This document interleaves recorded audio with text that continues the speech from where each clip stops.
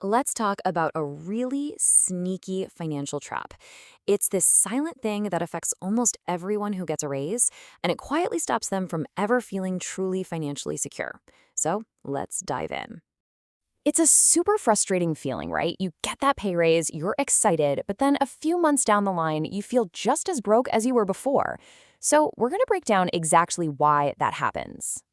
To really get a handle on this, let's just walk through a little story. I want you to imagine this is your financial journey, starting from your very first job. So, you land your first full-time gig. Life is pretty simple, right? Your expenses are low because, well, they kind of have to be. You're making it work. And look, this chart shows a pretty healthy starting point. You've got an income of 2,500 bucks, expenses at 2,200, and you're able to save $300 a month. That gap you see right there between what you earn and what you spend, that's the key. You got to remember that. So a year goes by and fantastic. You crushed it. You get a well-deserved raise, an extra $1,000 a month. You finally feel like you have some breathing room, a little freedom to spend a bit more. And this is where it starts. Maybe a slightly nicer apartment, a few more dinners out with friends, that new phone you've been eyeing. And look, none of these feel like crazy, reckless purchases, right? They're just little upgrades, things you feel like you've earned. But there's a whole psychological thing going on here.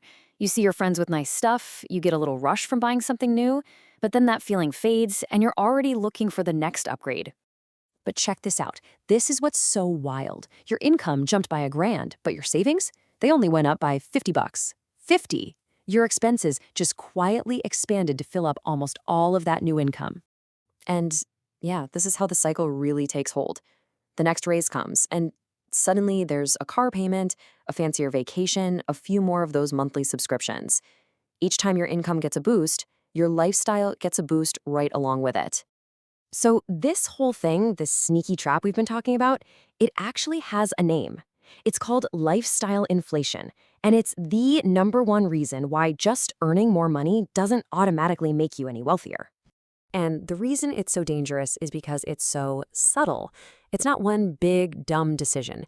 It's 100 tiny ones that just add up over time until you're right back on that same financial treadmill. It's just moving a little faster and you're wearing more expensive shoes. Okay, but it's not all bad news. There's a really simple way to break out of this cycle. So let's talk about the strategy to build a totally different financial future. All right, here is the absolute number one rule. The second you know you're getting a raise, you have to make a plan for that new money, like immediately.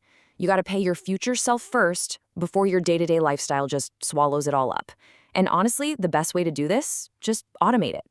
So let's make this super practical. Imagine you get a $500 raise every month. Before that money even has a chance to hit your main checking account, you set up an automatic transfer. Boom, $300 goes straight to your investments. The other $200? Go for it. Upgrade your life a little. See, it's not about depriving yourself. It's about finding a balance. It's a total win-win. And, this strategy, it's about more than just dodging a trap. It's about tapping into the fundamental engine of how wealth is actually built. I mean, this isn't just some theory, right? This is literally how many of the wealthiest people on the planet operate. Take Warren Buffett. The guy is one of the richest investors in history, and he still lives in the same house he bought decades ago in Nebraska. Why? Because his priority was always making his money work for him, not spending it on a bigger and bigger lifestyle. And this right here, this slide just lays it all out. The difference between looking rich and being rich. On one side, you've got looking rich. It's all about high spending, the fancy car, the newest phone. But on the other side, being rich, that's about what nobody sees. It's a high savings rate, growing investments, and real financial security. One is a show. The other is the real deal. Look, if there's only one thing you remember from all of this, let it be this. Wealth is not about how much money you make. It's about the gap between what you earn and what you spend. The wider you can make that gap, the faster you can actually build wealth. So when it all comes down to it, every single time you get a raise, you're standing at a crossroads. You have a choice to make, and that choice is going to shape everything about your financial future. So the question you have to ask yourself is simple, but it's incredibly powerful. Do I want to look richer today, or do I want to actually be richer tomorrow? That choice, well, that's all up to you.